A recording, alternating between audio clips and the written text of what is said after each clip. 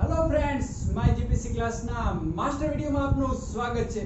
મિત્રો, આજના વિડિયો લેક્ચરમાં આપણે ગુજરાતની ભૂગોળનો માસ્ટર વિડિયો એટલે કે ગુજરાતની ભૂગોળની સંપૂર્ણ ચર્ચા એક જ વિડિયો દ્વારા કરીશું। તો આની પહેલા ચર્ચા કરતા પહેલા હું આપને એટલું જણાવવા માંગીશ કે ચર્ચા કરતા પહેલા હું એક આપને વિનંતી કરું છું કે આ વિડિયો જોતા જોતા આપની સાથે ગુજરાતનો નકશો, ગુજરાતનો સંપૂર્ણ નકશો આપ આપની સાથે રાખશો, જેથી કરીને હું જે સ્થળો તમને બતાવતો જાઉં તે તમે તમારા નકશામાં જોઈ શકો છો, જેથી આસાનીથી સરળતાથી આપણે કલ્પના કરીને યાદ રાખી શકીએ। અને આની સાથે સાથે બીજી એક વાત પણ હું કહેવા માંગુ છું કે મિત્રો, જો તમે બીજા ભૂગોળના વિડિયો, બીજા બંધારણના વિડિયો, કરંટ અફેર્સના વિડિયો, મેથ્સના વિડિયો વગેરે વિડિયો મેળવવા માંગતા હો તો ચેનલની પ્લેલિસ્ટમાં જઈને તમે વિડિયો મેળવી શકો છો અને ચેનલને સબસ્ક્રાઇબ કરવા વિનંતી। તો હવે આપણે અહીં ચર્ચા કરીશું ગુજરાતની ભૂગોળ વિશે। તો મિત્રો, આપણે ગુજરાતની ભૂગોળની વાત કરીએ પહેલા આપણે વાત કરી લઈએ કે ગુજરાત છે, ગુજરાતમાં પ્રાચીન સંસ્કૃતિ જે કહેવામાં આવે છે હડપ્પા સંસ્કૃતિ છે, ત્યાંથી આપણે શરૂઆત કરીએ તો હડપ્પા સંસ્કૃતિ, જેને સિંધુ ખીણની સંસ્કૃતિ પણ કહેવામાં આવે છે, તેના કેટલાક અંશો ગુજરાતમાંથી પ્રાપ્ત થયા છે। એટલે કે જેમ કે ગુજરાતમાં ધોળાવીરા છે, દેસલપર છે, રંગપુર છે, આવા વિવિધ સ્થળો છે, વિવિધ સ્થળોએથી હડપ્પા સંસ્કૃતિના અવશેષો પ્રાપ્ત થયા છે। આની સાથોસાથ ઈસવીસન પૂર્વે બીજી સદીમાં એક પ્રખ્યાત બંદર હતું, જેને ભૃગુ કચ્છ નામે ઓળખવામાં આવતું। પ્રખ્યાત બંદર ભૃગુ કચ્છ નામે, જે ગુજરાતનું ભરૂચ હતું, એટલે કે ભરૂચ અહીં ક્યાંક આવેલું છે ગુજરાતના દરિયા કિનારે। પ્રખ્યાત બંદર ઈસવીસન પૂર્વે બીજી સદીમાં ભૃગુ કચ્છ નામે ઓળખાતું હતું, તે પણ ગુજરાતમાંથી પ્રાપ્ત થાય છે। એટલે કે ટૂંકમાં કહેવાનો મતલબ કે ગુજરાત છે, એની વગ છે એ પ્રાચીન યુગ સુધી જાય છે અને ત્યારબાદ આવે છે વિવિધ શાસનો આવે છે, ત્યારબાદ અંગ્રેજોનું શાસન આવે છે અને ભારત સ્વતંત્ર થાય છે। સ્વતંત્ર થયા બાદ પણ ગુજરાત છે એ વિખરાયેલું હતું, એટલે સૌરાષ્ટ્ર અલગ હતું, કચ્છ કેન્દ્ર શાસિત પ્રદેશ હતો, ત્યારબાદ જે તળ ગુજરાતનો પ્રદેશ કહેવાય એ બૃહદ મુંબઈ રાજ્ય હતું, તેમાં સમાવેશ હતો।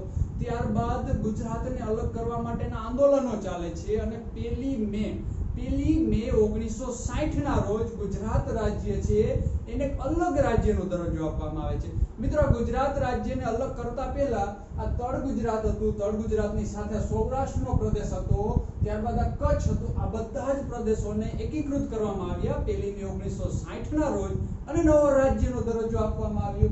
જ્યારે નવું રાજ્ય સ્થાપવામાં આવ્યું મિત્રો ગુજરાત, ત્યારે ગુજરાતમાં 17 જિલ્લાઓ અસ્તિત્વ ધરાવતા, જે હાલમાં 33 જિલ્લાઓ આવેલા છે। ગુજરાતમાં હાલમાં 33 જિલ્લાઓ આવેલા છે। મિત્રો, આ સંપૂર્ણ માહિતી તમે તમારી સાથે ગુજરાતનો નકશો છે તેમાં જોતા જશો। તો હવે આપણે અહીં ચર્ચા કરીશું ગુજરાતની ભૂગોળ વિશે। તો સર્વપ્રથમ આપણે ચર્ચા કરી લઈએ મિત્રો કે ગુજરાતની ભૂગોળ એટલે કે ભૂગોળમાં શેની ચર્ચા કરવાની થશે, શેનો સમાવેશ કરવામાં આવશે। તો મિત્રો, સર્વપ્રથમ તો આપણે ગુજરાતનું સ્થાન નિર્ધારિત કરીશું, એટલે કે ગુજરાત ક્યાં આવેલું છે વાસ્તવમાં તે નિર્ધારિત કરીશું। ત્યારબાદ આપણે ગુજરાતના વિવિધ પર્વતો, ડુંગરાળ પ્રદેશો છે, ઉચ્ચ પ્રદેશો છે, તેનો અભ્યાસ કરીશું। ત્યારબાદ આપણે જોઈશું ગુજરાતના રણ પ્રદેશ, જે કચ્છનું નાનું રણ, મોટું રણ કહેવાય છે, તેનો થોડો અભ્યાસ કરીશું। ત્યારબાદ આપણે ગુજરાતના વિવિધ મેદાનો વિશે માહિતી મેળવીશું અને ત્યારબાદ આપણે આગળ જતા ગુજરાતનો દરિયા કિનારો, જે 1600 કિલોમીટર ગુજરાત લાંબો દરિયા કિનારો ધરાવે છે, તેના વિવિધ બંદરોની માહિતી મેળવીશું। ત્યારબાદ આપણે જોઈશું ગુજરાતની કેટલીક નદીઓ, જે સૌથી અગત્યનો વિભાગ બને છે ગુજરાતની ભૂગોળમાં, તેનો અભ્યાસ કરીશું અને અંતમાં આપણે જોઈશું કેટલીક ખનિજો તેમજ ખેતીના આધારે વિકસેલા ગુજરાતના ઉદ્યોગો વિશે અંતમાં માહિતી મેળવીશું। મિત્રો, એટલી આપણે ચર્ચા કરીશું તો ગુજરાતની સંપૂર્ણ ભૂગોળ છે તેનો અભ્યાસક્રમ અહીં પૂરો થઈ જશે। તો સર્વપ્રથમ આપણે વાત કરીએ ગુજરાતનું સ્થાન, એટલે કે મિત્રો ગુજરાતનું સ્થાન એટલે કે વાસ્તવમાં ગુજરાત આવેલું ક્યાં છે। કોઈ પૂછે કે ગુજરાતનું એડ્રેસ શું છે, ક્યાં આવેલું છે, તો આપણે કહી શકીએ કે ગુજરાત છે ભારતના પશ્ચિમ છેડે આવેલું છે। ગુજરાત ક્યાં છે? ભારત છે એના પશ્ચિમ છેડે આવેલું છે। આ સિવાય ગુજરાત અરબ સાગરના કિનારે આવેલું છે। આ સિવાય ગુજરાત પાકિસ્તાનની બોર્ડર પાસે આવેલું છે, એટલે કે પાકિસ્તાનના પૂર્વ કિનારે આવેલું છે, એવું કહી શકાય, દક્ષિણ પૂર્વ કિનારે। આ સિવાય રાજસ્થાન છે એની દક્ષિણે આવેલું છે। આ સિવાય મધ્યપ્રદેશની પશ્ચિમે આવેલું છે। આ સિવાય મહારાષ્ટ્ર છે એની ઉત્તરે આવેલું છે। આટલા આવી રીતે આપણે ગુજરાતનું વિવિધ એડ્રેસ એટલે કે વિવિધ સ્થાન દર્શાવી શકીએ, પરંતુ આપણે અહીં પરફેક્ટ સ્થાન દર્શાવવાનું છે, એટલે કે ભૂગોળની દ્રષ્ટિએ સ્થાન દર્શાવવાનું છે મિત્રો। તો ભૂગોળની દ્રષ્ટિએ સ્થાન એટલે શું? તો ભૂગોળમાં દરેક સ્થાનને દર્શાવવા માટે અક્ષાંશ અને રેખાંશ છે નિર્ધારિત કરવામાં આવે છે। તો અક્ષાંશ અને રેખાંશ શું છે મિત્રો, એ આપણે જાણીએ છીએ, પરંતુ આપણે થોડી માહિતી મેળવી લે અક્ષાંશ રેખાંશ શું છે। તો મિત્રો આ આપણી પૃથ્વી છે, આ આપણી પૃથ્વી છે, કલ્પના કરો. હવે પૃથ્વી છે એને વચ્ચેથી આવી રીતે વિભાગ પાડવામાં આવ્યો, વચ્ચેથી. આને વિષુવવૃત્ત કહેવામાં આવી, અને વિષુવવૃત્તની ઉપર અને નીચે એટલે કે ઉત્તરે અને દક્ષિણે આવી આડી રેખાઓ કરવામાં આવી. આ આડી રેખાઓ છે મિત્રો એને અક્ષાંશ કહેવામાં આવે છે. આને શું કહેવામાં આવે છે? અક્ષાંશ કહેવામાં આવે છે. અને આની સાથોસાથ એક વચ્ચેથી રેખા પસાર કરવામાં આવી, અને ત્યારબાદ આવી કેટલીક રેખાઓ પસાર કરવામાં આવી, અને આને મિત્રો નામ આપવામાં આવ્યું રેખાંશો. એટલે કે પૃથ્વીની ફરતે ઊભી જે રેખાઓની કલ્પના કરવામાં આવી કે જે ઉત્તર ગોળાર્ધ અને દક્ષિણ ગોળાર્ધમાંથી પસાર થતી હતી, આને રેખાંશ કહેવામાં આવી. ત્યારબાદ પૃથ્વીના મધ્યમાંથી એક આડી રેખા પસાર થઈ જેને વિષુવવૃત્ત કહેવામાં આવી. વિષુવવૃત્તની ઉપર અને નીચે સમાંતર બીજી રેખાઓ છે એને અક્ષાંશ કહેવામાં આવી. તો મિત્રો આને અક્ષાંશ અને રેખાંશ કહેવામાં આવે છે. તો હવે આમાં મધ્યમાં આમાં કેટલા અક્ષાંશ અને રેખાંશ પર કયો વિસ્તાર એટલે કે કયો રાજ્ય, કયો દેશ આવેલો છે, તેના આધારે આપણે પરફેક્ટ સ્થાન દર્શાવી શકીએ છીએ કે પૃથ્વી ઉપર વાસ્તવમાં પરફેક્ટ ચોક્કસ કઈ જગ્યાએ ગુજરાત આવેલું છે. તો તે જોઈએ મિત્રો તો અક્ષાંશ અને રેખાંશના આધારે. તો સર્વપ્રથમ ગુજરાત છે, આ મિત્રો ગુજરાત છે. ગુજરાતની વાત કરીએ તો ગુજરાત ઊભી રેખાઓ એટલે કે રેખાંશ છે.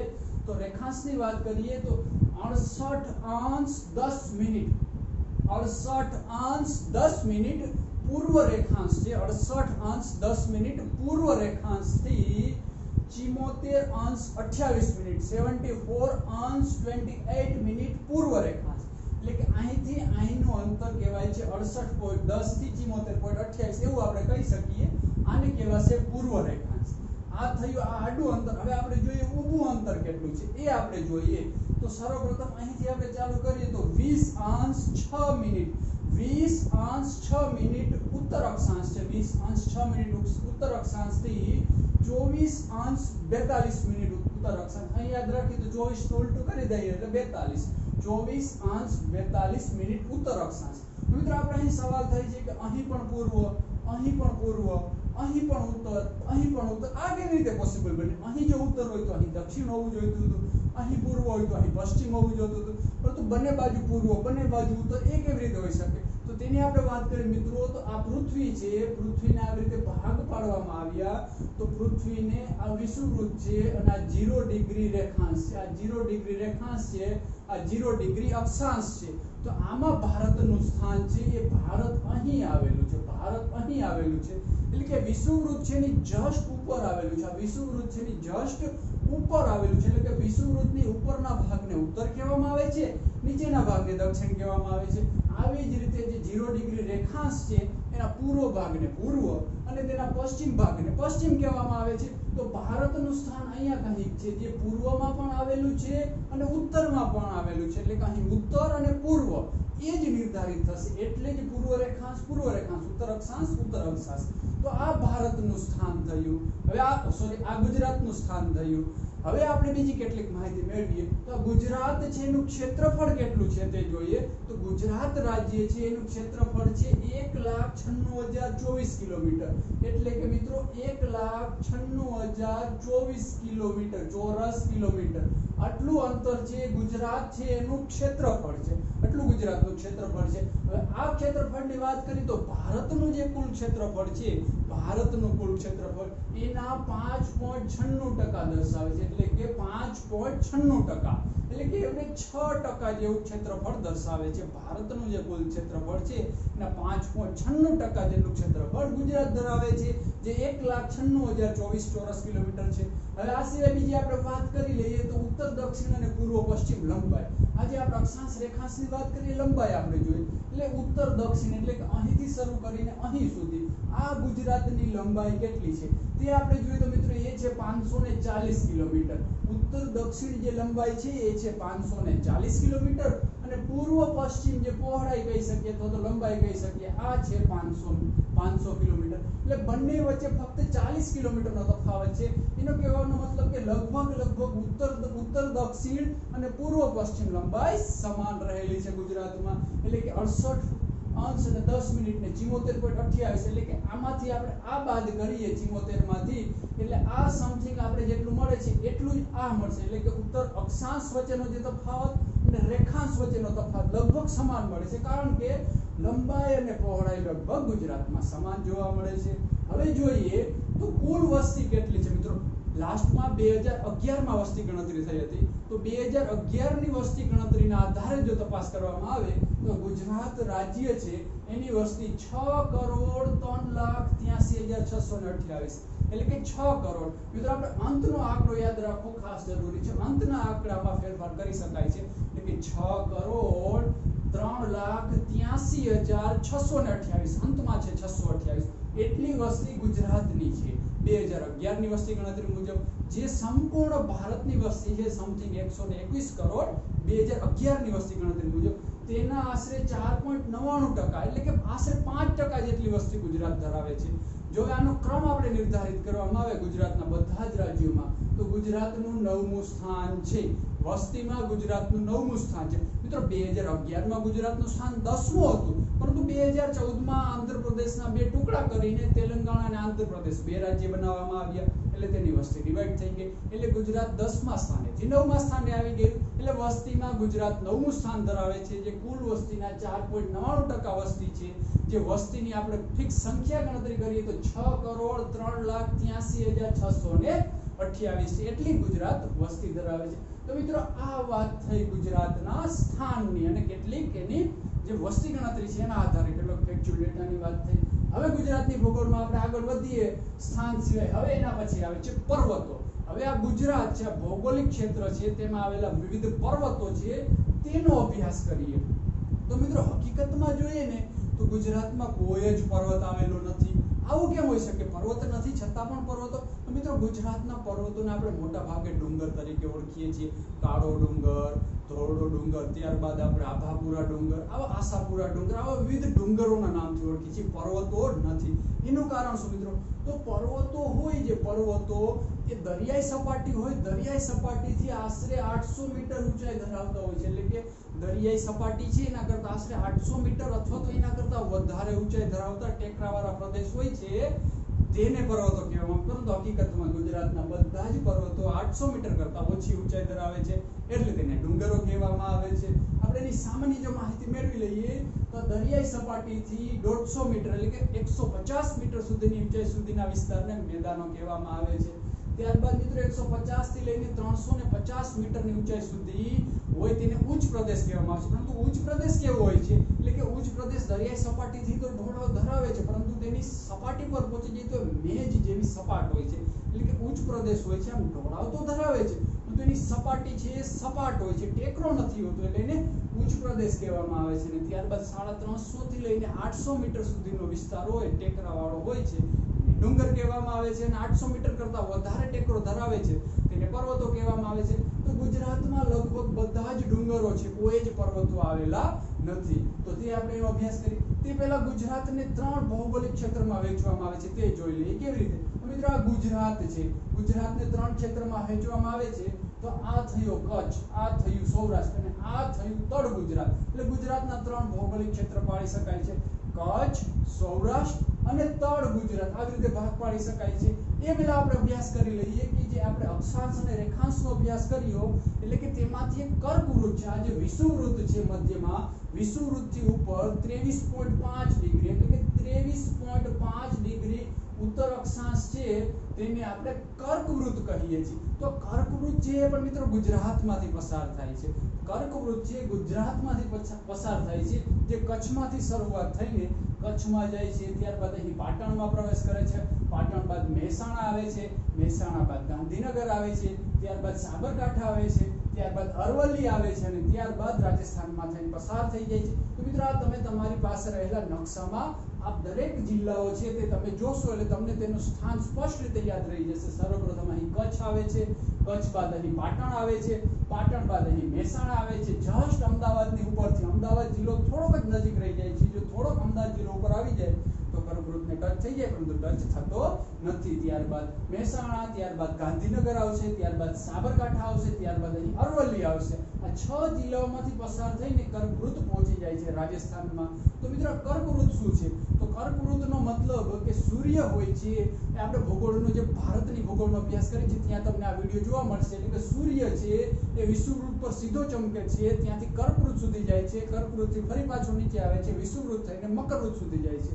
એટલે કે વિષુવવૃત્તથી કર્ક એટલે કે કર્કવૃત્ત અને મકરવૃત્ત આ બંનેનો વિસ્તાર છે, વચ્ચેનો વિસ્તાર એને ઉષ્ણકટિબંધીય વિસ્તાર કહેવામાં આવે છે, તેને ઉષ્ણકટિબંધીય વિસ્તાર કહેવામાં આવે છે। ત્યારબાદ તેની ઉપરનો વિસ્તાર છે એને સમશીતોષ્ણ કટિબંધ કહેવામાં આવે છે। તો કર્કવૃત્ત અહીંથી પસાર થાય છે, એનો મતલબ મિત્રો કે ગુજરાતનો આ મોટા ભાગનો વિસ્તાર છે એ ઉષ્ણકટિબંધીય વિસ્તાર ધરાવે છે। કેવું વાતાવરણ ધરાવે છે?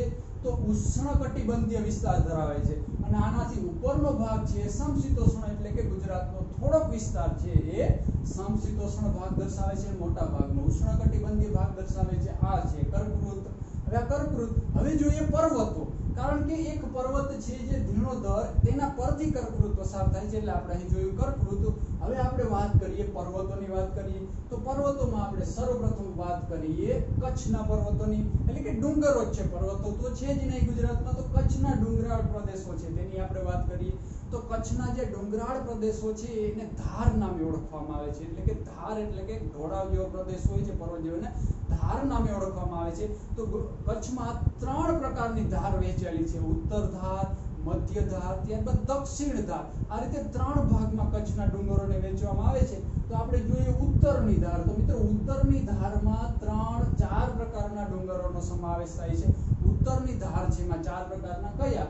તો ખદીર, પચ્છમ, બેલા, ખાવડા। આ 4 છે, ખદીર, પચ્છમ, બેલા અને ખાવડા, તેને ઉત્તર ધારના ડુંગરો કહેવામાં આવે છે। જે મોટા ભાગે કચ્છનું મોટું રણ છે એ મોટા રણની આસપાસના વિસ્તારોમાં જોવા મળે છે। હવે એમાં ખાવડા છે મિત્રો, ખાવડામાં કાળો ડુંગર આવેલો છે, જે આ વિસ્તારનો સૌથી ઊંચો ડુંગર કહેવામાં આવે છે, અને જે કચ્છનો સંપૂર્ણ કચ્છ વિસ્તારનો પણ સૌથી ઊંચો ડુંગર એટલે કાળો ડુંગર કહેવામાં આવે છે। અને મિત્રો ખાવડા ડુંગરની આસપાસ ધોરડો આવેલો છે, જે સફેદ રણ તરીકે પ્રખ્યાત છે। એ કાળો ડુંગર અને ખાવડા છે તેની આસપાસ આવેલું છે ધોરડો, સફેદ રણ। ત્યારબાદ મિત્રો ખદીર છે, જે ખદીર બેટ કહેવામાં આવે છે, આ ખદીર પર જ ધોળાવીરા આવેલું છે, જે સિંધુ ખીણ સંસ્કૃતિ છે, ધોળાવીરા તે ખદીરમાં આવેલું છે। તો મિત્રો આ વાત થઈ ઉત્તર ધાર। હવે કચ્છમાં ઉત્તર ધારની નીચે જસ્ટ નીચે મધ્યમાંથી પસાર થાય છે, તેને કહેવામાં આવ્યું છે મધ્ય ધાર।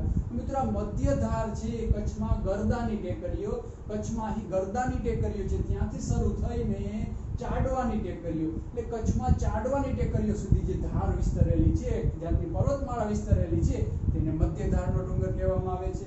જેમાં વચ્ચે અહીં ક્યાંક ધીણોધર નામનું પર્વત આવેલું છે। જે ધીણોધર નામનું પર્વત છે મિત્રો એ કચ્છનું એક ધર્મ સ્થાન છે, એક પ્રવાસન સ્થળ પણ છે, જે નખત્રાણા તાલુકામાં આવેલું છે। જે કચ્છ છે એના નખત્રાણા તાલુકામાં ધીણોધર આવેલું છે। બીજી અહીં ખાસ એક અગત્યની વાત કે જે કર્કવૃત્ત અહીંથી પસાર થાય છે, કર્કવૃત્ત કચ્છમાંથી આ ધીણોધર ડુંગર પર થઈને પસાર થાય છે, એટલે કે કર્કવૃત્ત પર ધીણોધર ડુંગર આવેલો છે। તો આ વાત થઈ મધ્ય ધાર। તો મિત્રો મધ્ય ધાર છે એ જળ વિભાજકનું પણ કાર્ય કરે છે। એટલે શું જળ વિભાજક? એટલે કે અહીંયા રણ પ્રદેશ આવેલો છે, અહીં કેટલાક મેદાની પ્રદેશ આવેલો છે, એટલે બંને વચ્ચેનો જળ વિભાજક, એટલે કે આ વિસ્તારનું જળ અહીં નથી જવા દેતો, આ વિસ્તારનું જળ અહીં નથી, એટલે બંને વચ્ચે એક પ્રકારનું બંધ જેવું કામ કરે છે મધ્ય ધાર, એટલે કે જળ વિભાજકનું કામ કરે છે કચ્છમાં મધ્ય ધાર। હવે મધ્ય ધાર બાદ આવે છે દક્ષિણ ધાર। તો દક્ષિણ ધારની વાત કરીએ મિત્રો તો દક્ષિણ ધાર અહીં પાંદરો આવેલું છે, કચ્છના કિનારે આવેલું છે પાંદરો, જ્યાંથી મોટા પાયે લિગ્નાઇટ એટલે કે કોલસો છે મોટા પાયે કાઢવામાં આવે છે, જ્યાં એક પાવર પ્લાન્ટ પણ આવેલો છે, GSCL નો થર્મલ પાવર પ્લાન્ટ પણ આવેલો છે પાંદરોમાં, અહીંથી કોલસો કાઢવામાં આવે છે, એટલે કે અહીં પાંદરો છે, પાંદરોથી દક્ષિણ ધારની શરૂઆત થાય છે, જે અંજાર સુધી વિસ્તરેલી છે, જે પાંદરોથી લઈને અંજાર સુધી વિસ્તરેલી છે। તો મિત્રો અહીં દક્ષિણ ધારમાં પાંદરોની બાજુમાં આવેલું છે માતાનો મઢ, જે માતાનો મઢ આશાપુરા માતાજીનું મંદિર છે, માતાનો મઢ એ પાંદરો છે એની બાજુમાં આવેલું છે। તો મિત્રો એવું કહેવામાં આવે છે કે પાંદરો અને માતાનો મઢ વિસ્તાર છે તેની આજુબાજુના વિસ્તારમાં મંગળ ગ્રહ જેવા ખડકો પણ જોવા મળે છે, એટલે મંગળ ગ્રહ છે ત્યાં જેવા ખડકો પ્રાપ્ત છે એવા જ ખડકો અહીંથી પણ પ્રાપ્ત થાય છે। તો મિત્રો આ વાત થઈ કચ્છના ડુંગરોની। તો આ જે દક્ષિણની ધાર છે તેમાં અહીં વચ્ચે ગેડીપાદરની ટેકરીઓ પણ આવેલી છે, દક્ષિણ ધારમાં અહીં ગેડીપાદરની ટેકરીઓ આવેલી છે। હવે દક્ષિણ ધાર બાદ હવે આપણે અભ્યાસ કરીશું સૌરાષ્ટ્રના ડુંગરો વિશે આપણે વાત કરી। મિત્રો સૌરાષ્ટ્રના ડુંગરોને મોટા ભાગે 2 ધારમાં એટલે કે 2 ડુંગર માળામાં વહેંચવામાં આવે છે। કેવી રીતે? તો ઉત્તર અને દક્ષિણ। કેવી રીતે? તો ઉત્તર છે એને માંડવની ટેકરીઓ કહેવામાં આવે છે, ઉત્તરને માંડવની ટેકરીઓ કહેવામાં આવે છે, અને દક્ષિણની ટેકરીઓ છે ને ગીરની ટેકરીઓ તરીકે ઓળખવામાં આવે છે। તો સૌપ્રથમ આપણે જોઈએ માંડવની ટેકરીઓ। તો માંડવની ટેકરીઓ પર જ અહીં ચોટીલા આવેલું છે। મિત્રો ચોટીલા જે ચામુંડા માતાજીનું મંદિર છે, આ ચોટીલા ડુંગર છે એ માંડવની ટેકરીઓ પર આવેલું છે, જે સુરેન્દ્રનગર જિલ્લામાં આવેલું છે। હવે આ માંડવની ટેકરીએ જો ધીરે ધીરે લાંબી થતી થતી પોરબંદરમાં બરડો ડુંગર આવેલો છે, બરડા ડુંગર સુધી વિસ્તરેલી છે। એટલે બરડો ડુંગર મોટા ભાગનો વિસ્તાર પોરબંદરમાં આવેલો છે, કેટલોક ભાગ દેવભૂમિ દ્વારકા જિલ્લાના ભાણવડ તાલુકામાં પણ આવે છે। તો આ માંડવની ટેકરી અહીં સુધી વિસ્તરેલી છે।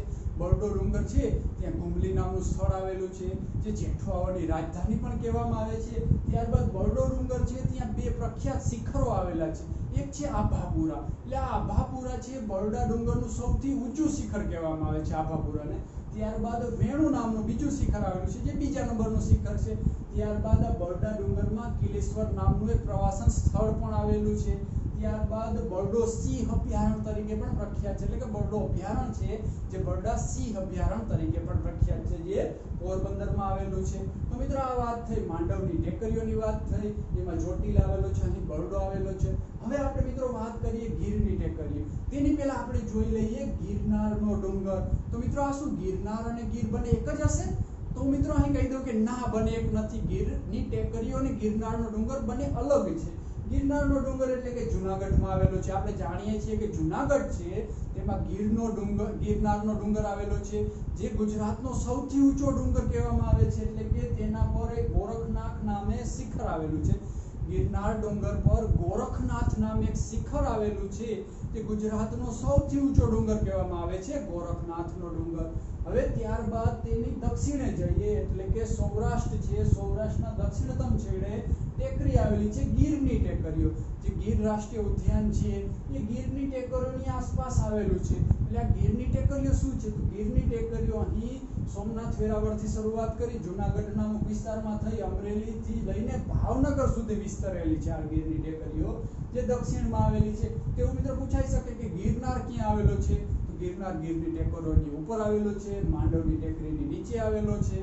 ઉત્તરની ટેકરીઓ કયા નામે ઓળખાય છે? તો માંડવની ટેકરીઓ। દક્ષિણની ટેકરીઓ કયા નામે ઓળખાય છે? તો ગીરની ટેકરીઓ તરીકે ઓળખાય છે। હવે ગીરની ટેકરીઓની વાત કરીએ તો અહીં સૌથી ઊંચું શિખર આવેલું છે ગીરની ટેકરીઓ પરનું, જેને સરકલાની ટેકરી પણ કહેવામાં આવે છે। સરકલાની ટેકરી મિત્રો, સરકલાની ટેકરી છે એ અમરેલીમાં આવેલી છે। અહીં જૂનાગઢ પાસે અમરેલી જિલ્લો આવેલો છે, અમરેલી જિલ્લામાં સરકલાની ટેકરી આવેલી છે। હવે આ ગીરની ટેકરીઓ આગળ વધતી વધતી અહીં છેક ભાવનગર સુધી વિસ્તરેલી છે।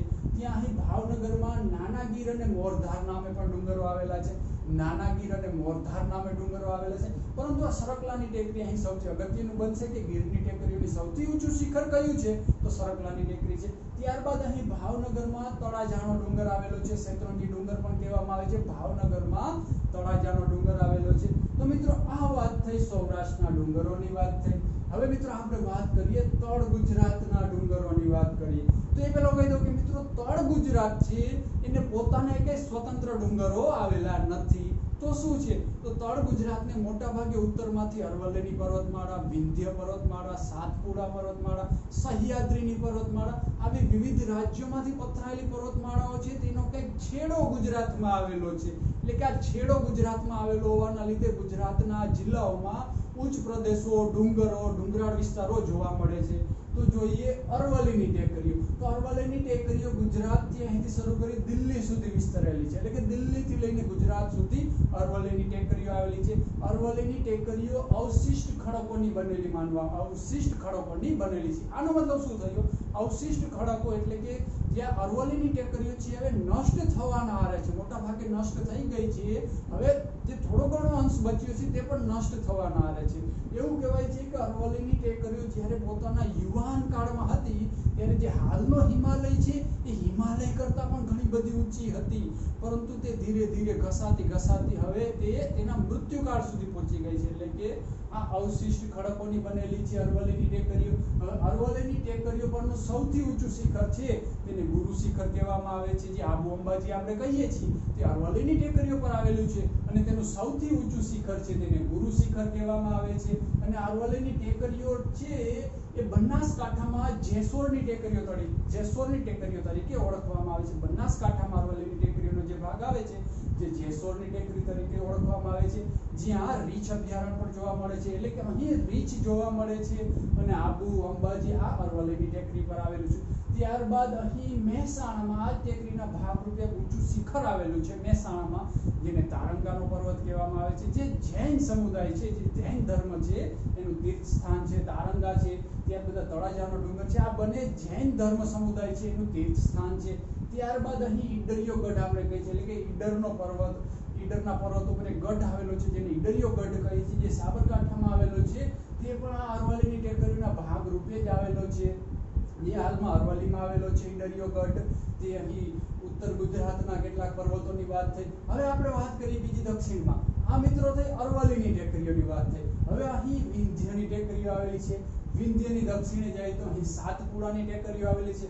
ત્યારબાદ અહીં જઈએ તો સહ્યાદ્રીની ટેકરીઓ આવેલી છે, જે પશ્ચિમ ઘાટ છે તેનો ભાગ કહેવામાં આવે છે. તો આ વિંધ્યની ટેકરી અને સાતપુડાની ટેકરી છે એને બ્લોક માઉન્ટેન કહેવામાં આવે છે, એટલે કે ખંડ પર્વતો કહેવામાં આવે છે. તો મિત્રો ખંડ પર્વતો શું થયું, તો આવી કોઈ સપાટી હતી મિત્રો, કોઈ સપાટી હતી.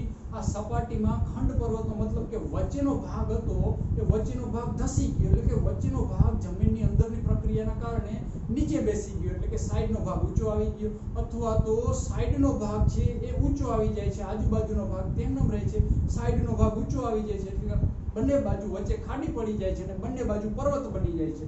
એટલે આ બંને છે એ બ્લોક માઉન્ટેન છે, એટલે કે ખંડ પર્વતો કહેવામાં આવે છે. એ જમીનની પ્રક્રિયાના કારણે ઊંચા આવી ગયા છે. નાની વચ્ચે ખાડી એટલે કે ભ્રંશ, એટલે કે પ્રકારનું ખાડી જેવી રચના થઈ જાય છે, અને આ ખાડીમાંથી એક નદી વહેતી થઈ, એને નર્મદા નદી કહેવામાં આવે છે. તો ગુજરાતની એકમાત્ર નદી જે ભ્રંશ ઘાટીમાંથી પસાર થાય છે તે નર્મદા નદી. કારણ કે આ બંને બ્લોક માઉન્ટેન છે, વિંધ્ય અને સાતપુડા પર્વતો. ત્યારબાદ સાતપુડાની દક્ષિણેથી પસાર થાય છે તાપી નદી, અને અહીં આવેલું છે સહ્યાદ્રી. સહ્યાદ્રી છે જે પશ્ચિમ ઘાટનો ભાગ કહેવામાં આવે છે.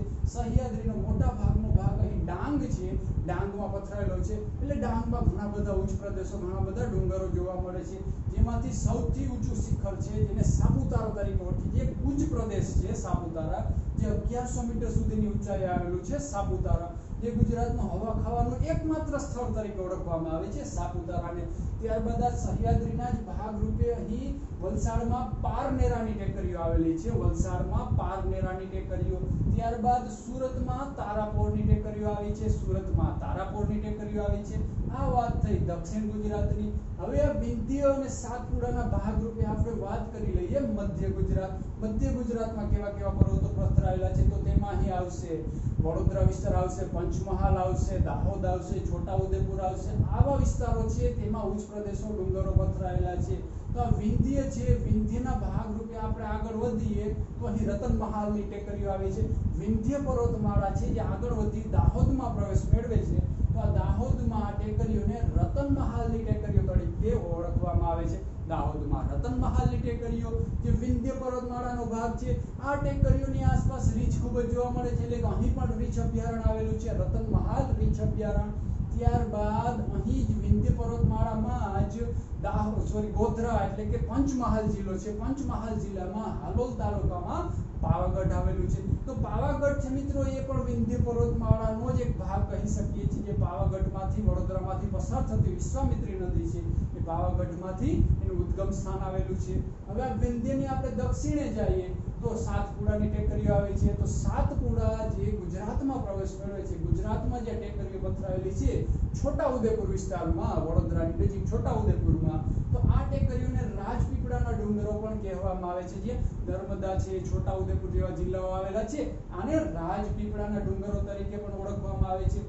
અને આ રાજપીપળાના ડુંગરોની ઉત્તરે અને જે આ પંચમહાલ છે, પાવાગઢ છે, રતનમહાલની ટેકરીઓ છે, ત્યાંથી ફ્લોરસ્પાર મોટા પાયે પ્રાપ્ત થાય છે. તો મિત્રો ફ્લોરસ્પાર શું છે, તો ફ્લોરસ્પાર એક એવી ધાતુ છે કે જે બીજી ધાતુઓ છે એને સરળતાથી ઉદ્યોગમાં પીગળાવી શકે, એટલે કે સરળતાથી ઓગાળી શકાય, તે માટે ફ્લોરસ્પાર મિક્સ કરવામાં આવે છે. તો એશિયાનો સૌથી વધારે ફ્લોરસ્પારનો જથ્થો અહીં રતનમહાલની ટેકરીઓમાં રહેલો છે. તો મિત્રો આ વાત થઈ મધ્ય ગુજરાત, ઉત્તર ગુજરાત, એટલે કે ટૂંકમાં તળ ગુજરાતના પર્વતોની, એટલે કે ઉચ્ચ પ્રદેશો અને ડુંગરોની વાત થઈ. હવે ગુજરાતની ભૂગોળમાં આપણે આગળ વધીશું રણ પ્રદેશો. પર્વતો બાદ આપણે જોઈશું રણ પ્રદેશો.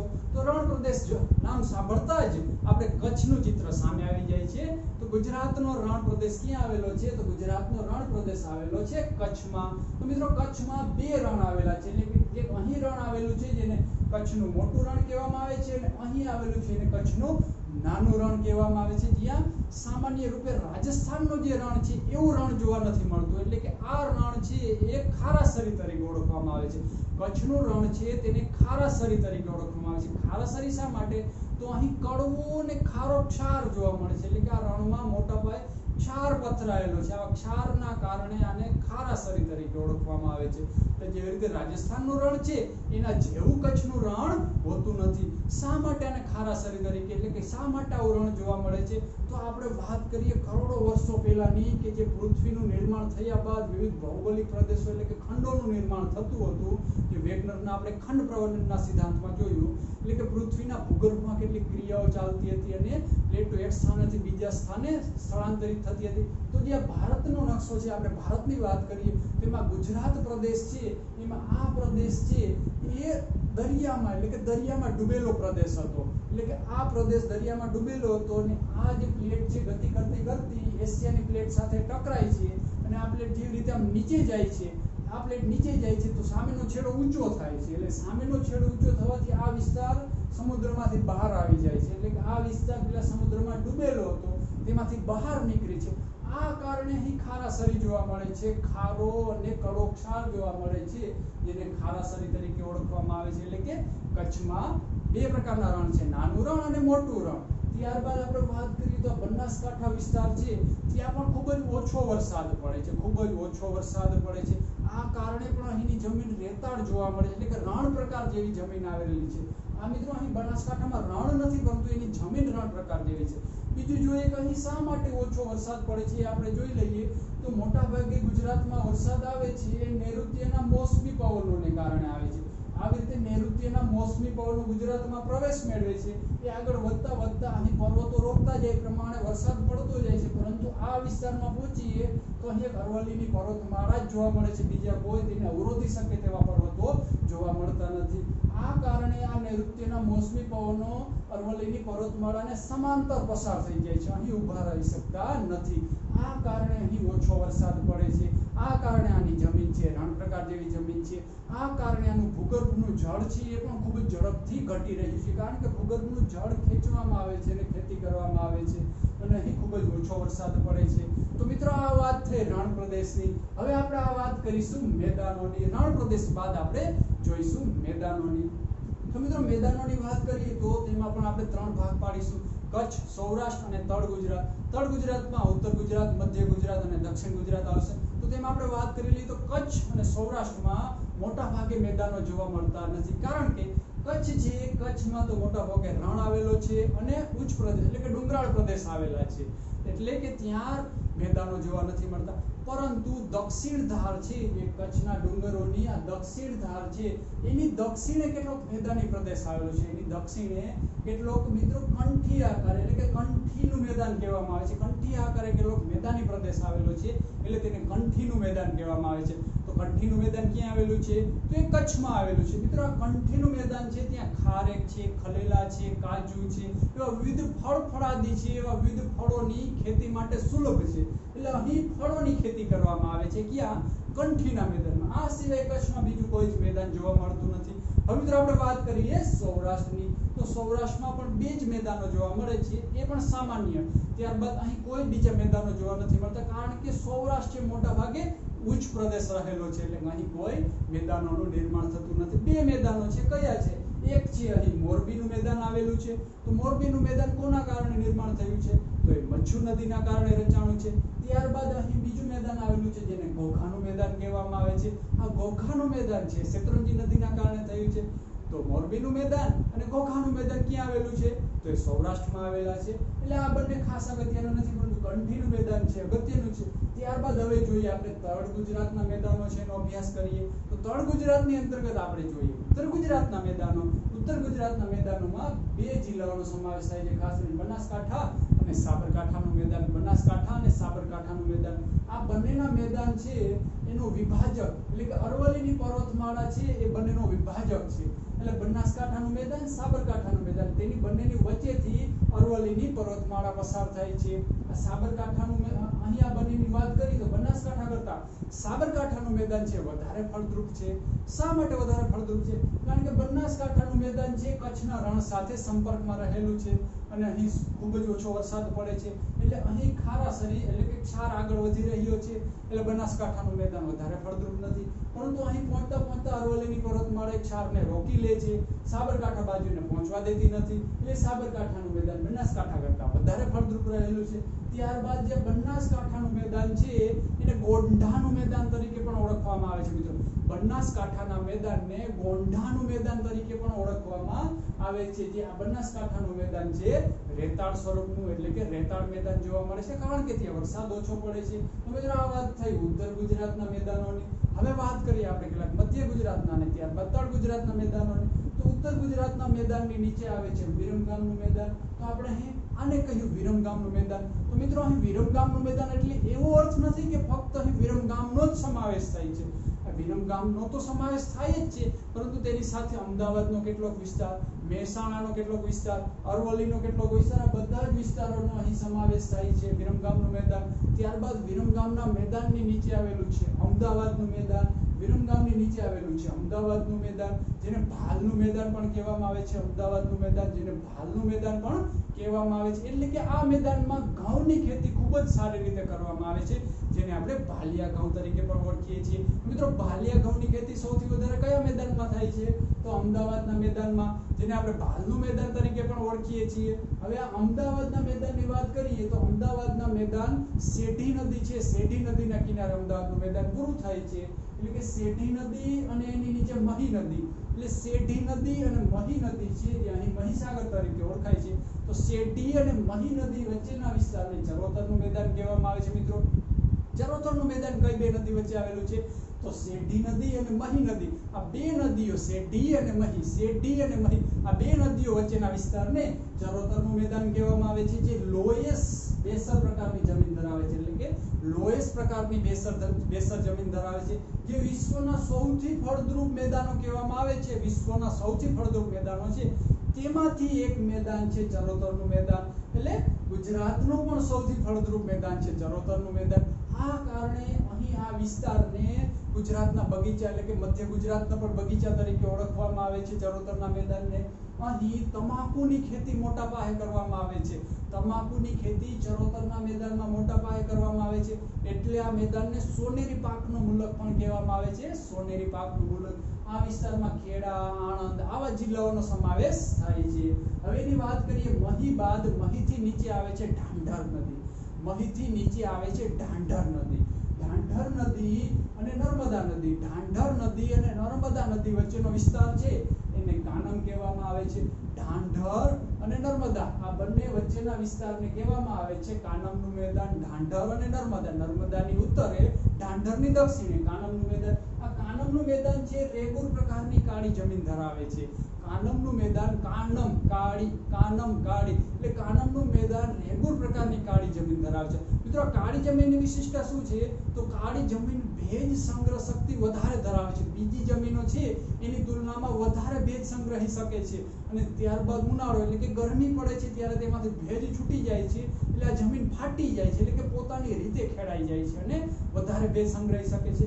આ માટે થઈને આ કાળી જમીન કપાસના પાક માટે ખૂબ જ અનુકૂળ છે, એટલે આ વિસ્તારમાં કપાસની ખેતી મોટા પાયે કરવામાં આવે છે। ક્યાં? કાનમના મેદાનમાં કપાસની ખેતી કરવામાં આવે છે। ત્યારબાદ વિરમગામનું મેદાન છે ત્યાં પણ કપાસની ખેતી કરવામાં આવે છે વિરમગામના મેદાનમાં। ત્યારબાદ બનાસકાંઠા અને સાબરકાંઠાની વાત કરીએ તો આ સૂકા પ્રદેશ છે, અહીં વધારે વરસાદ થતો નથી, આ માટે અહીં બાજરો છે, આ પ્રદેશમાં બાજરો છે, વરિયાળી છે, ઈસબગુલ છે, એરંડા છે, આવા પાકો ઉત્તર ગુજરાતમાં વધારે લેવામાં આવે છે, એટલે કે જમીન, તેનું મોસમ એટલે કે ત્યાં કેવી વર્ષા થાય છે, આવા વિવિધ પ્રકારોને આધારે વિવિધ પ્રકારની ખેતી કરવામાં આવતી હોય છે। તો મિત્રો આ વાત થઈ ગુજરાતના મેદાનોની વાત થઈ। હવે આપણે ગુજરાતના ભૂગોળમાં આગળ વધીશું, દરિયા કિનારાનો અભ્યાસ કરીશું। મેદાનો બાદ આવે છે દરિયા કિનારો। તો મિત્રો ગુજરાતને 1600 કિલોમીટર લાંબો દરિયા કિનારો આવેલો છે, જે બીજા કોઈ જ રાજ્યોને એટલો દરિયા કિનારો પ્રાપ્ત નથી, એટલે કે ગુજરાત ખૂબ જ વિશાળ દરિયા કિનારો પ્રાપ્ત છે, જે અહીં કચ્છથી શરૂઆત કરી આ આખો દરિયા કિનારો પ્રાપ્ત થયેલો છે।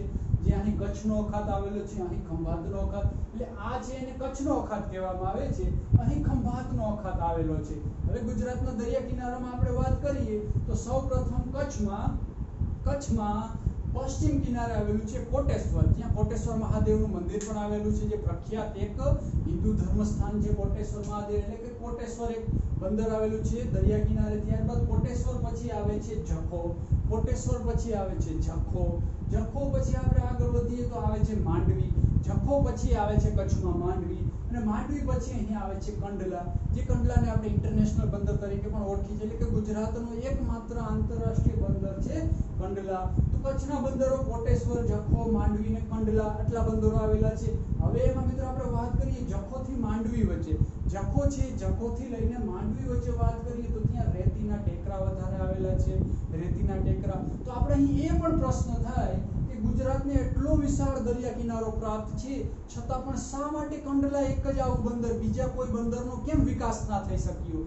તેની આપણે વાત કરીએ તો ગુજરાતનો જે આ દરિયા કિનારો છે ખૂબ જ છીછરો અને કાદવ કીચડ વાળો છે. ગુજરાતનો દરિયા કિનારો ખૂબ જ કાદવ કીચડ વાળો રહેલો છે અને છીછરો છે. આ કારણે ત્યારબાદ ત્યાં કેટલાક ટેકરાઓ આવેલા છે, રેતીના ટેકરાઓ, ઢબા આવેલા છે દરિયાની અંદર. એટલે આવી પરિસ્થિતિના કારણે મોટા જહાજો છે એ કિનારા સુધી સરળતાથી પહોંચી શકતા નથી. જો કિનારે લેવામાં આવે તો જહાજ કાદવમાં ખૂંચી જાય છે અથવા તો ટેકરામાં અથડાય છે, એટલે કે તેને નુકસાન આવે છે. આવા કારણોને લીધે ગુજરાતના દરિયા કિનારાનો વિકાસ થઈ શક્યો નથી. તો આવો પ્રશ્ન મુખ્ય પરીક્ષામાં પણ પૂછાઈ શકે છે. ગુજરાત 1600 કિલોમીટર લાંબો દરિયા કિનારો ધરાવે છે, છતાં શા માટે બીજા રાજ્યોની તુલનામાં અહીં બંદરોનો ખાસ વિકાસ ના થઈ શક્યો? તો આપણે આવા કારણોનો ત્યાં ઉલ્લેખ કરી શકીએ છીએ. હવે આપણે કચ્છ બાદ આગળ વધીએ સૌરાષ્ટ્રમાં. તો સૌરાષ્ટ્રમાં સૌપ્રથમ વાત કરીએ તો મોરબી, મોરબીમાં નવલખી બંદર આવેલું છે. મોરબી છે ત્યાં નવલખી બંદર આવેલું છે મોરબીમાં. તો નવલખી બંદરેથી સિરામિક છે, મીઠું છે વગેરેની નિકાસ કરવામાં આવે છે. નવલખી બાદ આપણે આગળ વધીએ તો આવે છે જામનગર. મિત્રો જામનગરમાં રોજી બંદર અને બેડી બંદર નામે બે બંદરો આવેલા છે, રોજી બંદર અને બેડી બંદર, જ્યાંથી સિમેન્ટની નિકાસ થાય છે. ત્યારબાદ કોલસો છે, કોલસાની આયાત થતી હોય છે રોજી બંદર, બેડી બંદર. હવે રોજી બંદર અને બેડી બંદર બાદ આપણે આગળ વધીએ તો આવે છે સિક્કા. સિક્કા છે એ પણ જામનગરમાં છે. તો સિક્કામાં રિલાયન્સ છે, એસઆર છે તેની જેટીઓ આવેલી છે, એટલે કે રિલાયન્સ છે. ત્યારબાદ સિક્કા બંદર છે, રિલાયન્સ બંદર, એ વગેરે બંદરો જામનગરના સિક્કામાં આવેલા છે.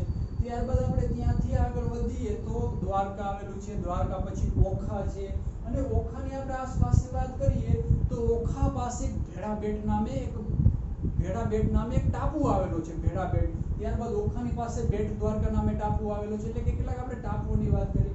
ભેડાબેટ છે, અહીં બેટ દ્વારકા આવેલો છે. ત્યારબાદ અહીં નોરા બેટ આવેલો છે, દ્વારકામાં આવેલો છે, નોરા બેટ નામે એક ટાપુ આવેલો છે. ત્યારબાદ મિત્રો નેશનલ પાર્ક આવેલા છે દરિયા કિનારે કચ્છના અખાતમાં, જામનગર અને કચ્છની નજીકમાં. પિરોટન ટાપુ જામનગરમાં આવેલો છે, પિરોટન ટાપુ. તો આ શું છે?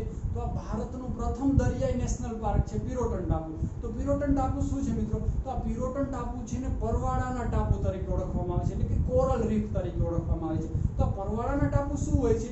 તો એક પ્રકારનો જીવ હોય છે.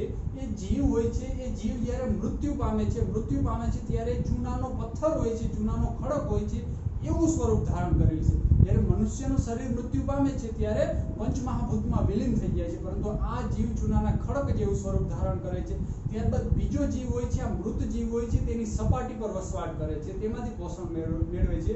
જે એ મૃત્યુ પામે છે તો એ સપાટી પર જામ થતો જાય છે. એટલે કે આવી રીતે ચૂનાનો પથ્થર છે, એટલે કે ચૂનાના ખડકો મોટું સ્વરૂપ ધારણ કરતા જાય છે, અને ધીરે ધીરે મોટું સ્વરૂપ ધારણ કરતા એ મોટા ભાગે કિનારે જોવા મળે છે અને સમુદ્ર સપાટીથી બહાર આવે છે, અને બહાર આવતા એક ટાપુ જેવું સ્વરૂપ ધારણ કરે છે.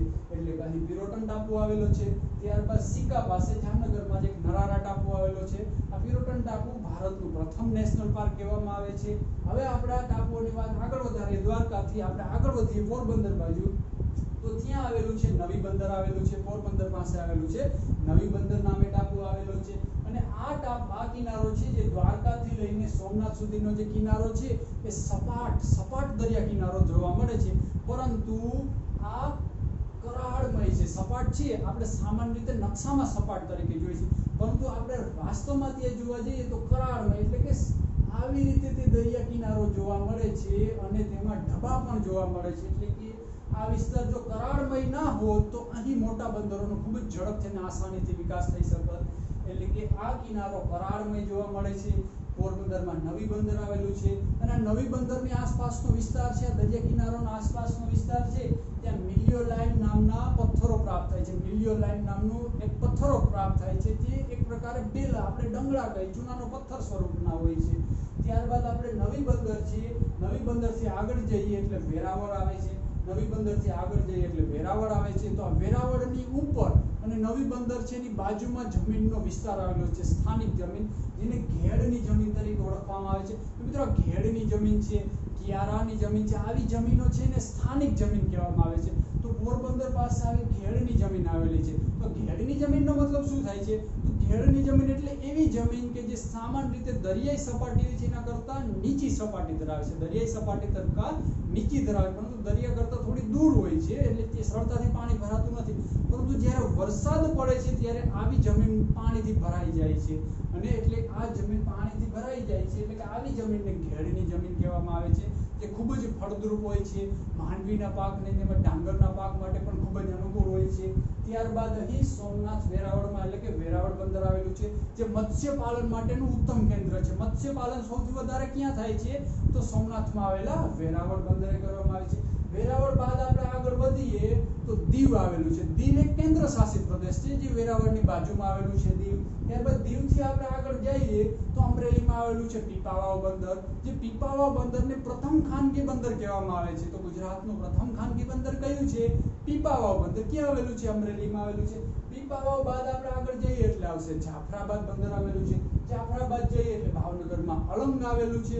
અલંગ છે એકમાત્ર જહાજ ભાંગવાનું કેન્દ્ર છે, એટલે અહીં મોટા મોટા જહાજો આવે છે, એ જહાજોને અહીં ભાંગવામાં આવે છે, એટલે કે અલંગ છે જહાજ ભાંગવાના કેન્દ્ર તરીકે ઓળખાય છે। અલંગ બાદ આવે છે ગોપનાથ। ગોપનાથ મહાદેવનું મંદિર તરીકે પણ પ્રખ્યાત સ્થળ છે, જે દરિયા કિનારે આવેલું છે ભાવનગરમાં ગોપનાથ। ત્યારબાદ આપણે ગોપનાથથી આગળ જઈએ એટલે આવે છે ઘોઘા। આપણે કહાની એટલે કે આપણે વાતો સાંભળેલી છે કે ઘોઘાનો રાજા, લંકાની લાડી ને ઘોઘાનો વર, એટલે ઘોઘાનો રાજા હતો એ લંકા એટલે કે શ્રીલંકા છે ત્યાં પરણવા ગયો હતો, એટલે લંકાની લાડી અને ઘોઘાનો વર। તો આ ઘોઘા છે ભાવનગરમાં આવેલું છે, પરંતુ હાલમાં પણ ઘોઘા ચર્ચાનો વિષય છે। શા માટે? તો ઘોઘા દહેજ ફેરી સર્વિસ શરૂ કરવામાં આવ્યું, જેને રોરો સર્વિસ પણ કહેવામાં આવે છે। એટલે કે અહીંથી એક જહાજ ઉપડે ઘોઘાથી, જે દહેજ જાય છે ભરૂચમાં, ત્યારબાદ ત્યાંથી ફરી પાછું ઉપડે અને ફરી પાછું ઘોઘા આવે છે। તો આ વાત છે ઘોઘાની। ત્યારબાદ આપણે ફરી પાછું જઈએ ગોપાલાની ખાડી પાસે, તો અહીં ટોચ પર આવેલું છે ખંભાત। અહીં ખંભાતનો અખાત આવેલો છે, એટલે કે આ અખાતને ખંભાતનો અખાત તરીકે ઓળખવામાં આવે છે। આ છે કચ્છનો અખાત, આ છે ખંભાતનો અખાત। તો ખંભાતના અખાતમાં એટલી ખાડી જે આવેલી છે, અહીં સાબરમતી ને બીજી નદીઓ એટલે કે 7 નદીઓનો સંગમ છે, ને એ સંગમ પાસે જે ખાડી છે એને ગોપાલાની ખાડી તરીકે ઓળખવામાં આવે છે। 7 નદીઓના સંગમ પાસે ગોપાલાની ખાડી આવેલી છે। ત્યારબાદ તેનાથી આપણે દક્ષિણે જઈએ એટલે કે ભરૂચ આવે છે, તો ભરૂચમાં દહેજ બંદર આવેલું છે। ભરૂચમાં દહેજ બંદર આવેલું છે, જેને આપણે કેમિકલ બંદર તરીકે ઓળખીએ છીએ। ભરૂચમાં દહેજ બંદર છે, જે કેમિકલ બંદર છે। ત્યારબાદ તેનાથી આપણે દક્ષિણમાં જઈએ એટલે સુરત આવે છે। મિત્રો સુરતમાં હજીરા બંદર આવેલું છે। સુરતમાં હજીરા બંદર આવેલું છે, જેને આપણે મગદલા તરીકે પણ ઓળખીએ છીએ। સુરતમાં હજીરા મગદલા તરીકે। ત્યારબાદ તેનાથી દક્ષિણમાં જઈએ તો વલસાડમાં ઉમરગામ આવેલું છે। વલસાડ છે, વલસાડમાં ઉમરગામ નામે બંદર આવેલું છે। ત્યારબાદ કેટલાક અહીં પ્રવાસન સ્થળો પણ આવેલા છે, દરિયા કિનારે કેટલાક પ્રવાસન સ્થળો પણ આવેલા હોય છે। તેની વાત કરીએ તો અહીં દક્ષિણ ગુજરાતમાં ડુમસ, ઉભરાટ અને તિથલ, ડુમસ, ઉભરાટ અને તિથલ નામે 3 સ્થળો આવેલા છે। તે ક્યાં આવેલા છે વાત કરીએ તો સૌપ્રથમ ડુમસ। ડુમસ ક્યાં આવેલું છે? તો સુરતમાં આવેલું છે।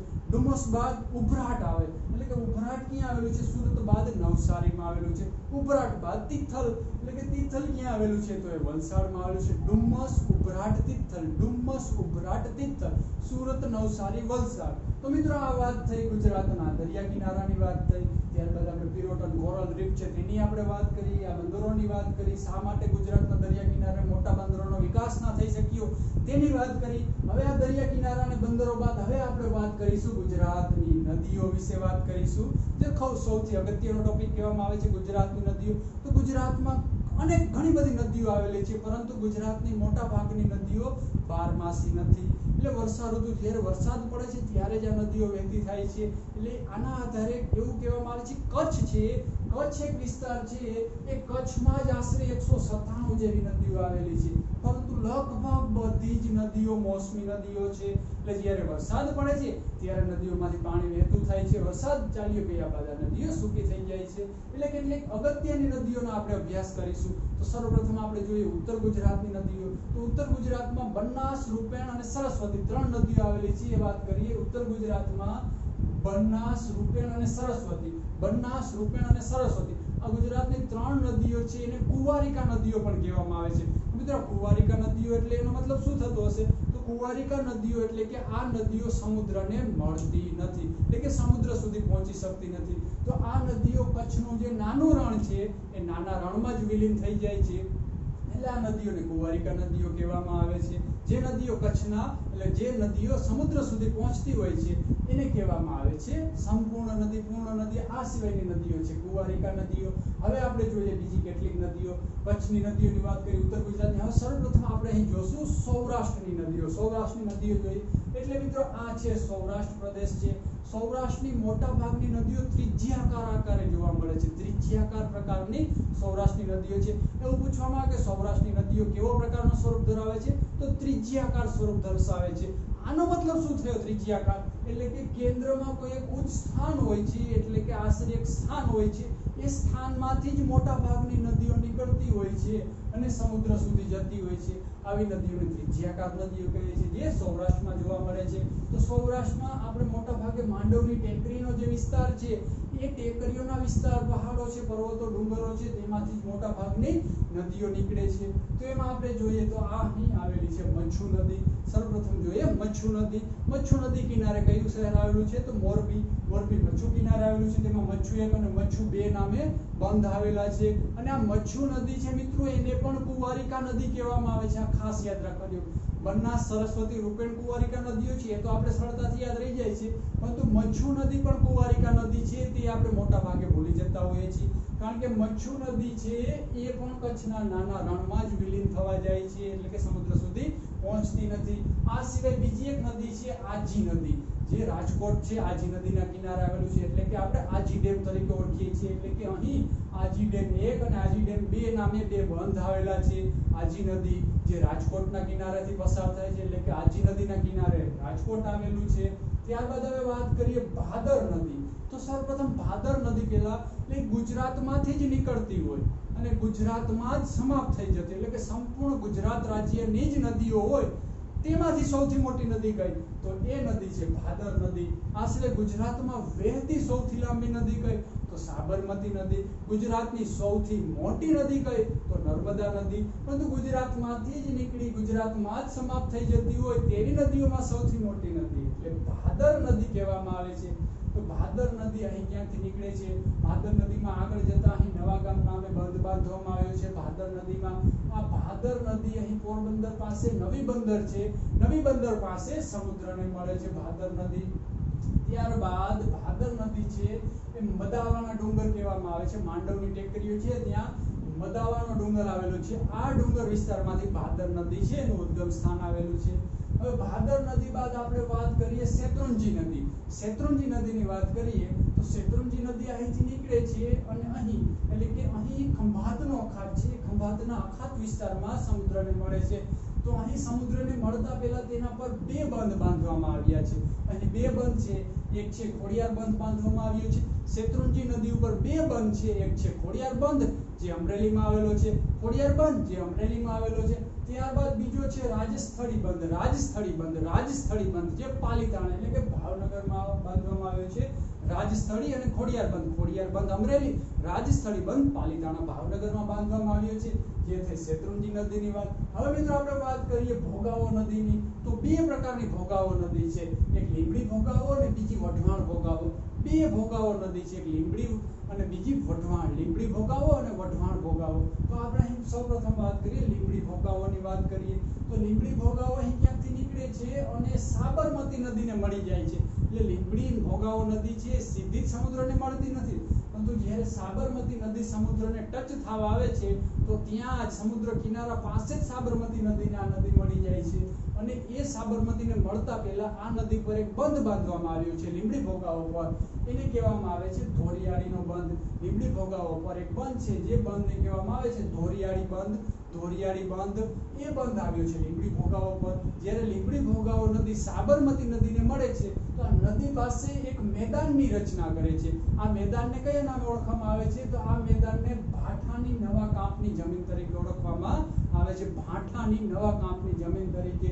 હવે આપણે વાત કરીએ વઢવાણ ભોગાવોની. વઢવાણ ભોગાવોની વાત કરીએ મિત્રો તો આને પણ એક પ્રકારે કુંવારિકા નદી તરીકે જ ઓળખવામાં આવે છે. કુંવારિકા જેવી નદી. શા માટે? તો વઢવાણ ભોગાવો નદી પણ માંડવની ટેકરી વિસ્તારમાંથી પસાર ઉદ્ગમ સ્થાન છે અને ત્યાંથી નીકળીને આ નદી નળ સરોવરમાં મળી જાય છે.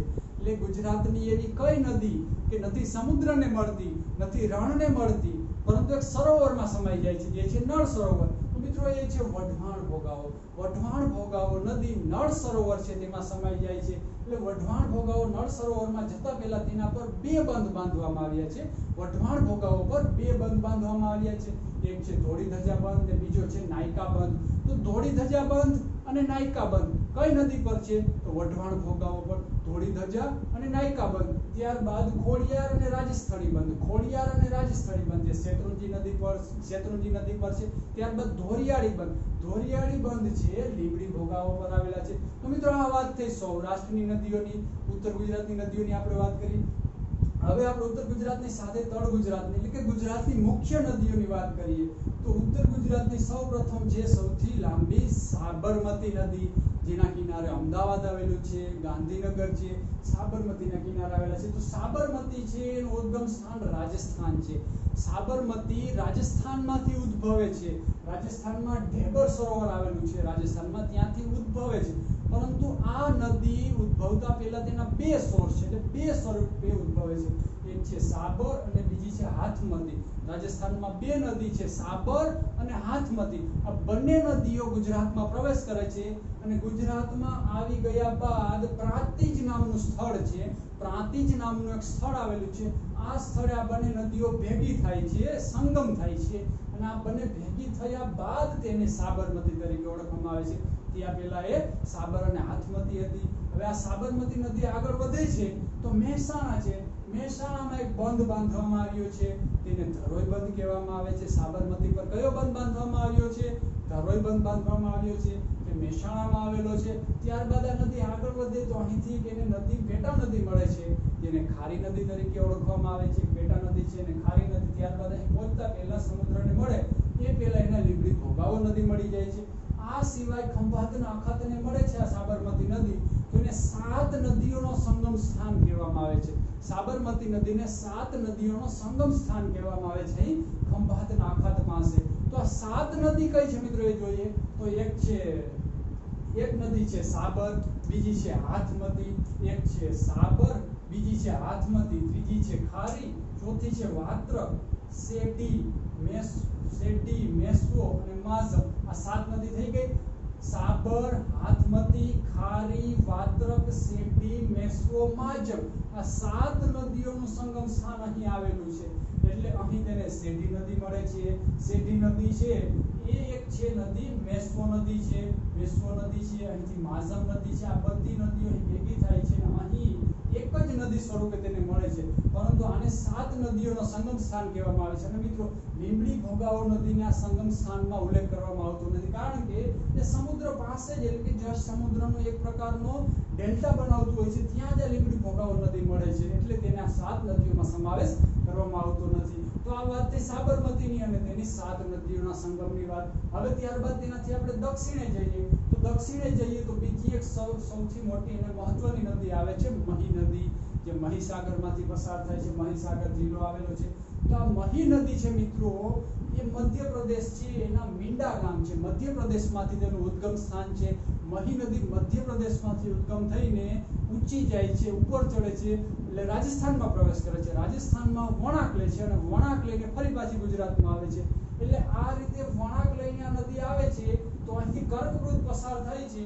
તો આ મહી નદી કર્કવૃતને બે વખત પસાર કરે છે, એટલે કે બે વખત કાપે છે.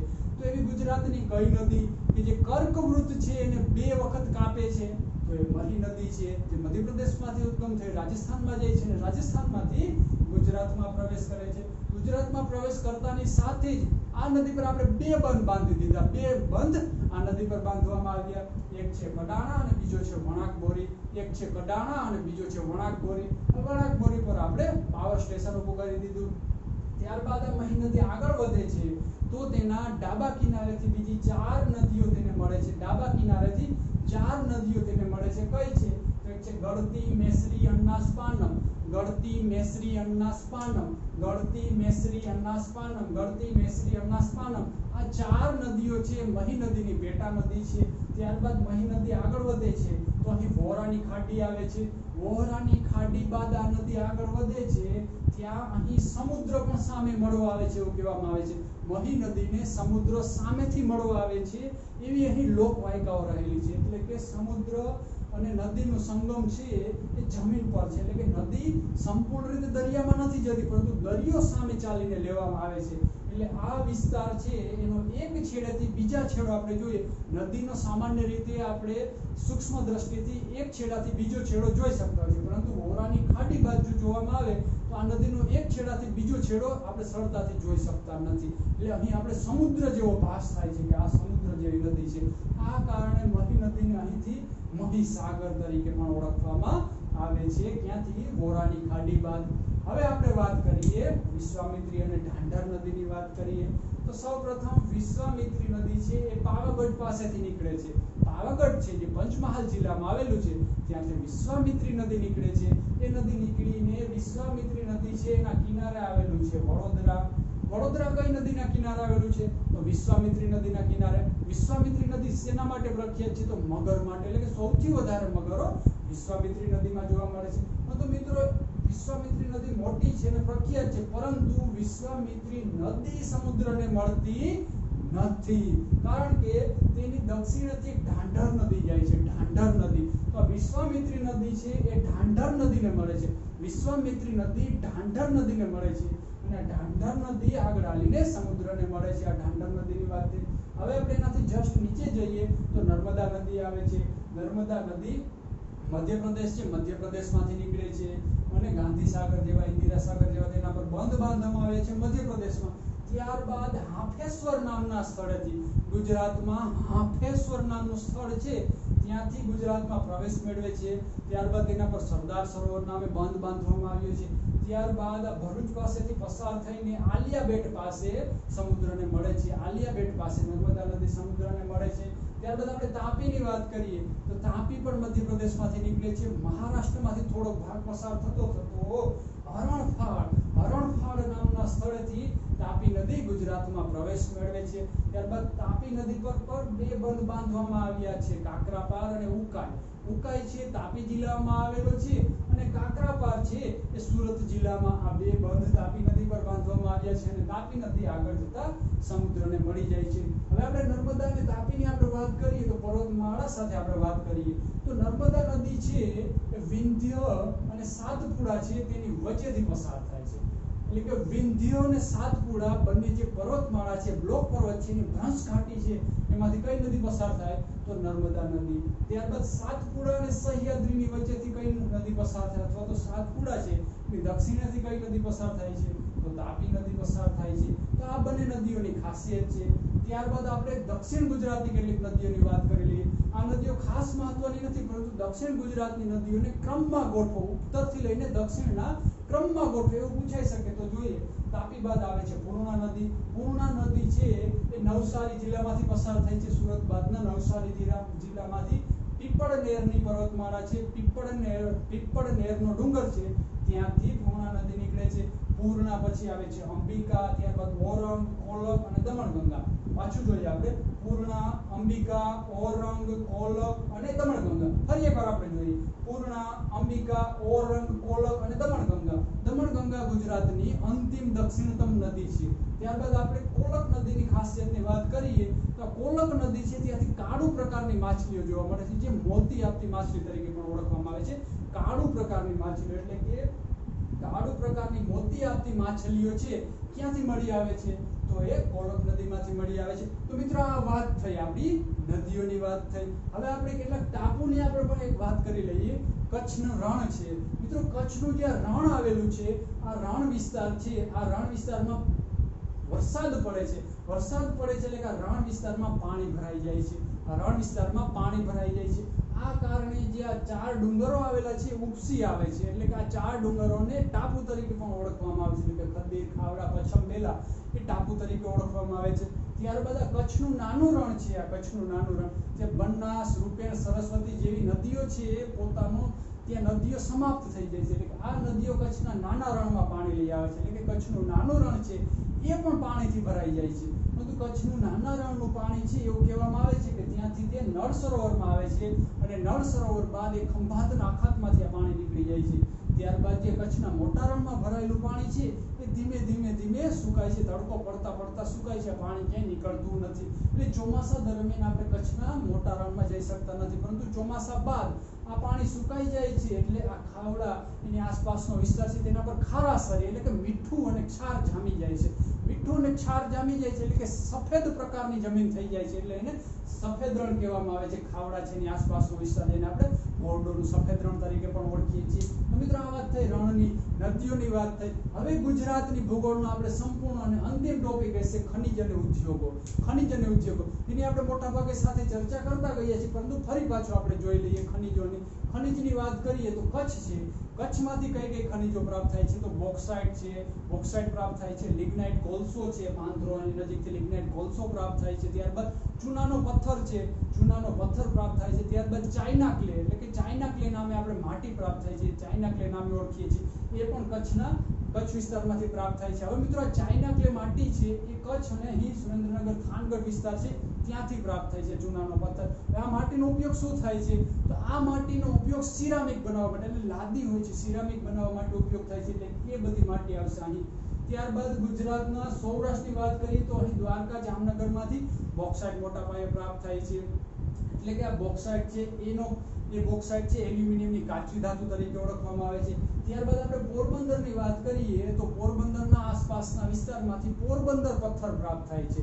પોરબંદર પથ્થર પ્રાપ્ત થાય છે। આ પોરબંદર પથ્થર એ ચૂનાનો પથ્થર હોય છે, જેને સામાન્ય ભાષામાં એટલે કે સ્થાનિક ભાષામાં ડટ તરીકે ઓળખવામાં આવે છે। તમે ક્યાંય સાંભળ્યું હશે કે ડટની ગાડી જાય છે, એટલે ડટ છે એક જાતનો ચૂનાનો પથ્થર હોય છે જે પોરબંદર પથ્થર તરીકે ઓળખવામાં આવે છે। આ ડટનો ઉપયોગ સિમેન્ટ કંપનીમાં થતો હોય છે, એટલે કે સિમેન્ટ બનાવવા માટે તેનો ઉપયોગ થતો હોય છે, એટલે જે પોરબંદર છે એની આસપાસ એટલે કે પોરબંદરમાં સિમેન્ટ કંપની આવેલી છે। ત્યારબાદ અહીં સિક્કા છે, સિક્કા સિમેન્ટ કંપની આવેલી છે જેને ડીસીસી અથવા તો કમળ સિમેન્ટ તરીકે ઓળખીએ છીએ। કચ્છમાં સિમેન્ટ કંપની આવેલી છે જે સાંધી સિમેન્ટ છે, કારણ કે કચ્છમાંથી કોલસો પ્રાપ્ત થાય છે, ચૂનાનો પથ્થર પ્રાપ્ત થાય છે, એટલે જ્યાંથી ખનિજ તત્વો એટલે કે કાચી ધાતુ પ્રાપ્ત થતી હોય તેની આસપાસના વિસ્તારમાં ઉદ્યોગો આવેલા હોય છે, અથવા તો ખેતી પેદાશો આધારિત ઉદ્યોગો હોય છે, એ ખેતી પેદાશો એની આસપાસના વિસ્તારોમાં આવેલા હોય છે। અને ત્યારબાદ આપણે વાત કરી કે મોરબી છે, મોરબીના આસપાસ એટલે કે મોરબીમાં સિરામિક ઉદ્યોગ આવેલો છે, તો અહીં સિરામિકનું ઉત્પાદન થયા બાદ નવલખી બંદર આવેલું છે મોરબી, ત્યાંથી સરળતાથી નિકાસ કરી શકાય છે। કચ્છમાંથી ચૂનાનો પથ્થર છે, કોલસો છે, ચાઇના ક્લે સરળતાથી પ્રાપ્ત કરી શકાય છે।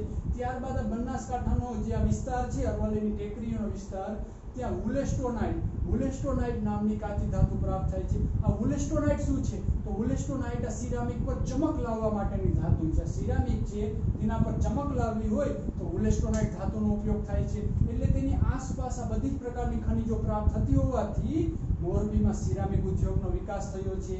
અહીં પોરબંદર પથ્થર, બોક્સાઇટ વગેરે ધાતુ પ્રાપ્ત થતી હોવાથી ચૂનાનો પથ્થર, અહીં સિમેન્ટ ઉદ્યોગ છે તેનો વિકાસ થયો છે।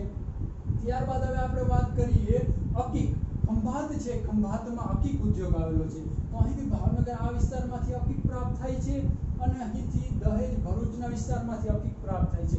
મિત્રો અકીક શું હોય છે? તો અકીક છે એક પ્રકારનો પથ્થર છે જે ચમકતો પથ્થર કહેવામાં આવે છે, ચળકતો પથ્થર છે।